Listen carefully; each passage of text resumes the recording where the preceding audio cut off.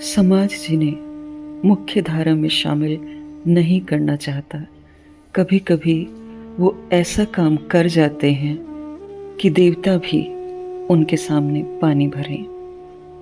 नमस्कार, मैं हूँ अर्चना त्यागी, एक बार फिर से आपके साथ हिंदी लेखक परिवार के मंच पर, और आज प्रस्तुत कर रही हूँ ऋचा शरद अग्रवाल जी की एक कहानी। ऋचा जी पिछले 40 वर्षों से लेखन में संलग्न हैं। कॉलेज के समय से ही मुक्ता, सरिता आदि राष्ट्रीय पत्रिकाओं में उनकी रचनाएं छपती रही हैं। आकाशवाणी जोधपुर में नारी वाटिका, साहित्य सुधा कार्यक्रमों में कई बार उन्होंने अपनी कहानियों का वाचन किया है। देश के सभी प्रतिष्ठित समाचार पत्रों और पत्रिकाओं में उनकी रचनाएं छपती हैं।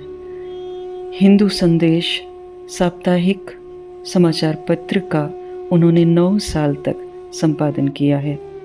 उनके 2 उपन्यास और 1 कहानी संग्रह प्रकाशनाधीन हैं। सृजना, अंतर प्रांतीय कुमार साहित्य परिषद आदि साहित्यिक समूहों में वो निरंतर सक्रिय हैं। तो आज प्रस्तुत करती हूँ उनकी एक दिल को छू लेने वाली कहानी, रानी माँ। माँ, आपने इतने सारे पैसे क्यों दिए उन ताली बजाने वाली आंटी को? क्या हो गया है आपको? कितनी मुश्किल से पैसे कमाए जाते हैं। इतने पैसे से तो कुछ भी खरीदा जा सकता है।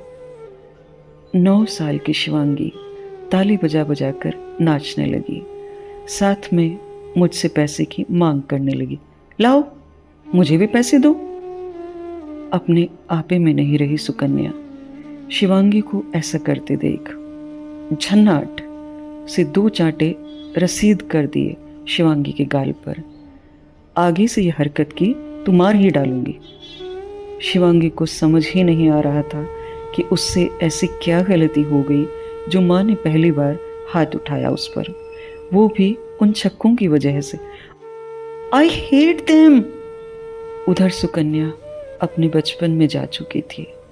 उसे जाने क्या क्या याद आता चला गया। नाना नानी के घर में ही पली सुकन्या होश संभाला तब से ही रानी माँ और नाना नानी को ही अपने आसपास पाया। कभी कभार रजनी मासी चली आती थी मुंबई से मिलने, खूब सारे गिफ्ट लाती, ढेर सारा प्यार लुटाती, पर यह कहने पर कि मासी मुझे भी मुंबई देखना है, जवाब ही नहीं मिलता था। ना उन्होंने कभी बुलाया ही, पर जितने दिन रहती मुझ में ही खोई रहती। मुझे उनका आना बहुत भाता था। वो उम्र ही शायद ऐसी होती है जिसमें कुछ मिलेगा, और वो भी इतना प्यार करने वाली मासी से। धीरे धीरे मासी का आना कम होता गया, अपनी गृहस्थी की जिम्मेदारियों के चलते। उनके बच्चे बड़ी कक्षाओं में आ चुके थे। रानी माँ मेरा ख्याल ऐसे रखती जैसे मैं कोई नायाब हीरा हूँ। नानी के यहाँ किसी की भी आवाजाही कम ही थी। पास पड़ोस रिश्तेदारों से संबंध ना के बराबर ही थे। जैसे जैसे मैं बड़ी होती गई, मुझे दूसरों को देख लगने लगा, मेरे पास पापा क्यों नहीं हैं? क्यों मैं सिर्फ माँ की ही बेटी हूँ? हालांकि रानी माँ ने कभी कोई कमी नहीं रखी मेरी परवरिश में। कोई ज़रूरत होती उससे पहले उन्हें पता चल जाता कि मुझे किस चीज़ की ज़रूरत है। पर कुछ तो था जो मुझे औरों से अलग कर देता था। जब कभी स्कूल की पेरेंट्स टीचर मीटिंग होती, सबको माँ पापा के साथ देखती, तो उस एक खाली कुर्सी की तरह मन का एक कोना खाली रह जाता। ऐसे ही सवाल आते और झटक कर चले जाते, क्योंकि रानी माँ का प्यार उन लम्हों पर भारी पड़ जाता। अब मैं कॉलेज में आ चुकी थी, काफ़ी कुछ समझने लायक हो चुकी थी।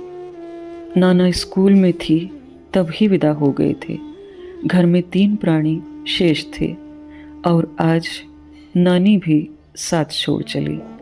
दूर दराज के परिवार के लोग इकट्ठा हो गए थे, जिन्हें कभी देखा भी नहीं। उनके कानाफूसी के जुमले कानों में पड़ जाते, जिनसे कई सवाल उठने लगे। मेरे शांत पड़े जीवन में हलचल सी मच गई।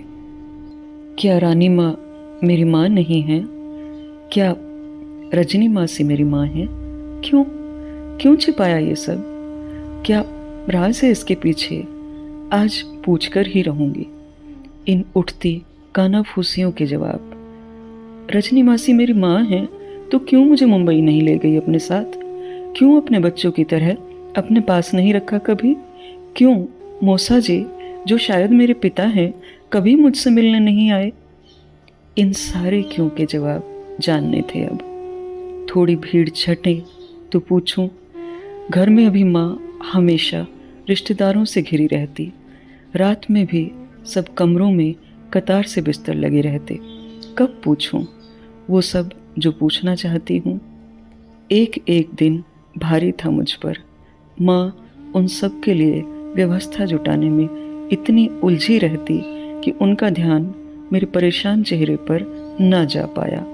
पहली बार मैं उनके बिना सोच रही थी। 12 दिन बाद जब सब रिश्तेदार रहकर आंसू बहा सांत्वना दे सरक लिए, तब की रात ही माँ के सामने बैठ सवाल कर ही डाला। माँ, क्या मैं आपकी बेटी नहीं? रानी माँ ने बेटी को गले से लगा लिया। कैसी बात कर रही है आज मेरी सुक्कू? चल, आज तेरे मन में उठते सवालों के जवाब तुझे दे ही दूं।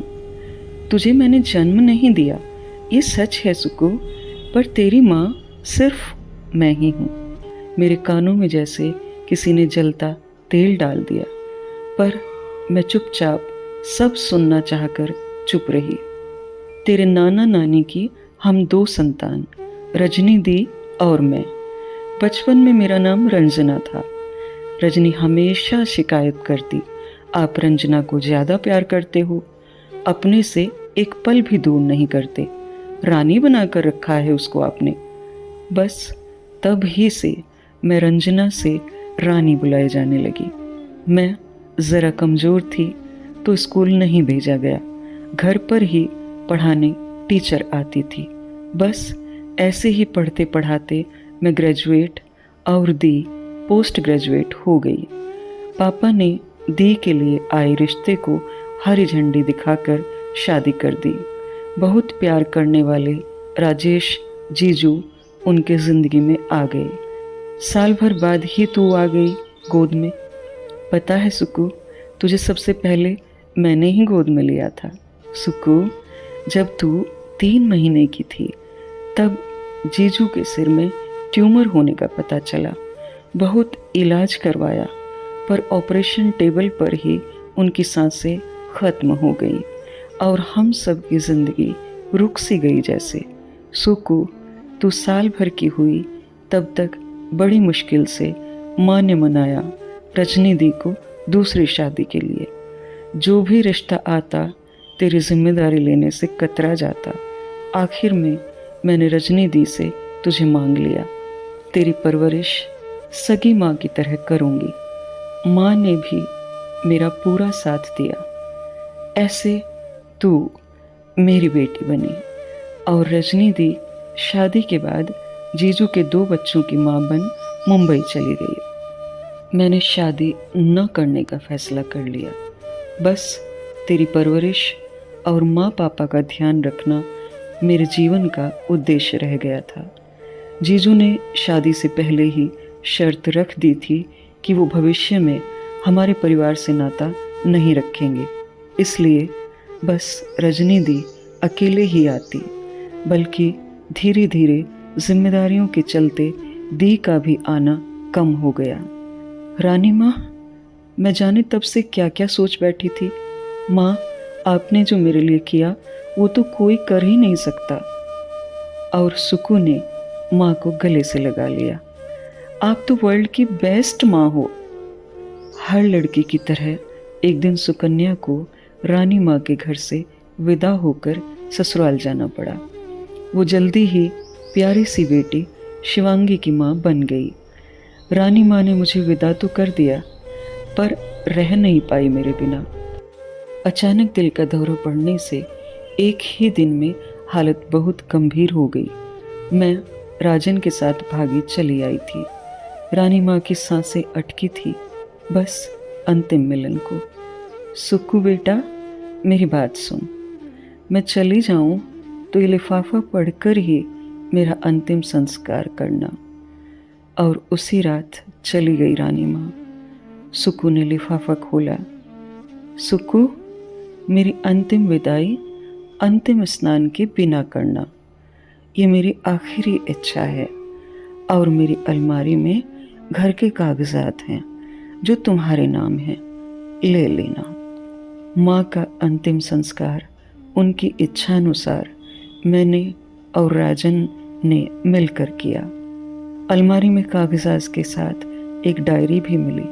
देखकर याद आया, माँ कभी कभी छुप छुप कर लिखती थी, सुक्कू, एक राज जो जिंदगी भर छुपाया तुझसे, जो नाना नानी और मैं ही जानते थे।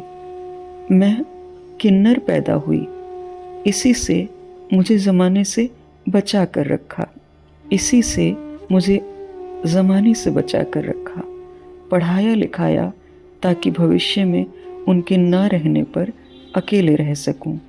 मैंने अंतिम स्नान का इसलिए मना किया ताकि तुझे ये शर्मिंदगी ना उठानी पड़े कि तेरी परवरिश एक किन्नर ने की। कितनी और ऊंची उठ गई थी आज रानी माँ मेरे नज़र में। मैं शिवांगी के सवाल का क्या जवाब देती, गूंगी हो चली थी। यकायक मेरे मुंह से निकलता चला गया, शिवू बेटा, वो 2 आंटी ताली बजा रही थी, वो किन्नर कहलाते हैं, जो आसमानी फरिश्ते होते हैं। हमारी खुशियों में हमें आशीर्वाद देने आते हैं। अच्छा, कहकर शिवांगी चली गई। राजन मुझे देखने लगे तो मैंने कहा, औरों की तो पता नहीं, पर मेरी नज़र में तो वो फरिश्ते ही हैं। यह थी ऋचा शरद अग्रवाल जी की बहुत ही सुंदर कहानी रानी माँ। मेरी आवाज़ में यह कहानी अगर आपको पसंद आती है तो लाइक करें, कमेंट करें और अन्य साहित्य प्रेमियों के साथ साझा भी अवश्य करें। मैं अर्चना त्यागी अब आपसे विदा लेती हूँ। फिर मिलते हैं एक और कहानी के साथ बेहतरीन कहानियों के सफ़र में। धन्यवाद। अगर आपको रचना पसंद आती है तो लाइक और कमेंट्स ज़रूर करें और शेयर कीजिए।